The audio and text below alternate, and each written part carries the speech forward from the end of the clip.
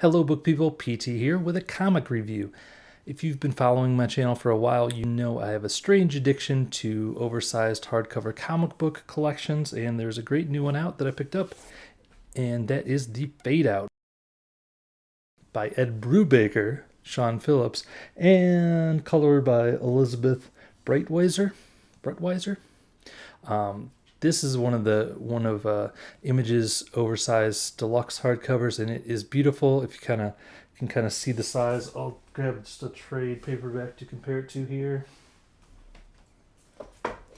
so you can kind of see that it is, maybe an inch or so bigger on all sides, which doesn't seem like that much, but it really adds to the art, and I love seeing the art in this oversized format. It's a pretty thick book.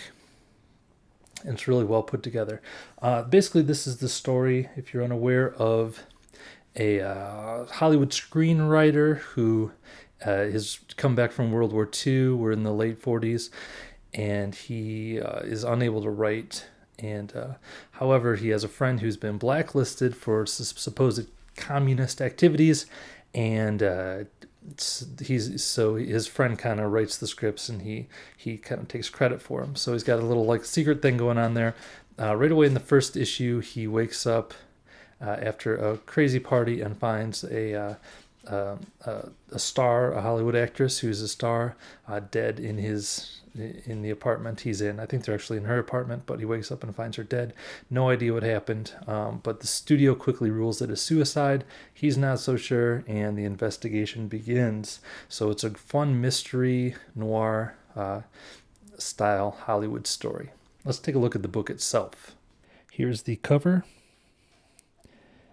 and I like the inner cover pages here, kind of an out of focus typewriter.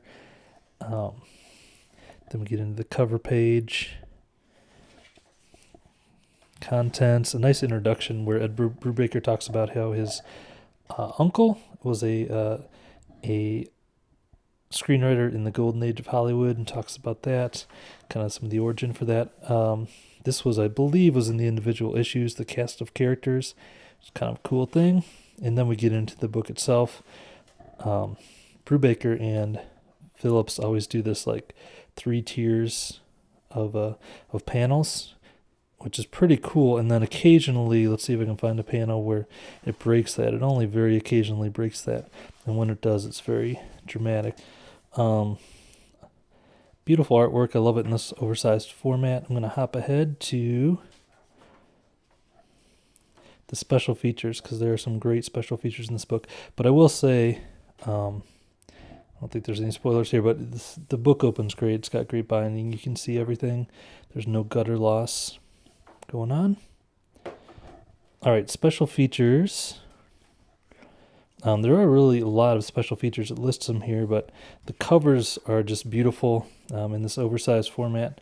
I usually don't care much about cover galleries, but they look great here. It also has the trailer, which is something cool that Brubaker and Phillips do, where they, when they're pitching a comic book, instead of like just doing a little pitch or whatever, or some prose like a lot of people do, they actually do what they call like a movie trailer in comic book form, where these are scenes that don't actually happen in the comic, but are meant to just like give a little feel for what the story and the tone of it's going to be. So that's cool. Some cool illustrations and essays that appeared in the individual issues, and then a little bit about their process, I think, here at the end. So, pretty great package. Clocks in around 300 and upper 300s, 395 pages or so. All right, so that is the Fade Out Deluxe Hardcover. Beautiful edition, great story. As always with Brubaker, you get a lot of emotion. I was in the first few issues, I was like, I was enjoying the story on an intellectual level, but I was like, I'm not sure if I'm getting like emotionally invested in this. But by the end, I had really strong feelings for the characters, and the way that it turned out was affecting. This is actually my first Brubaker and Sean Phillips work that I've read. I really want to track down Criminal and Fatale and Sleeper Now to check those out. So, but in the meantime, you can pick this up. I think it's $27 on In Stock Trades, which is not bad at all for this beautiful volume. This is one of my favorite volumes on my shelf now. If this is your first time watching my channel, please consider subscribing. I put out new book reviews on Mondays and new comic reviews on Thursdays. Here's a couple videos you might like. Thanks so much for watching. Bye.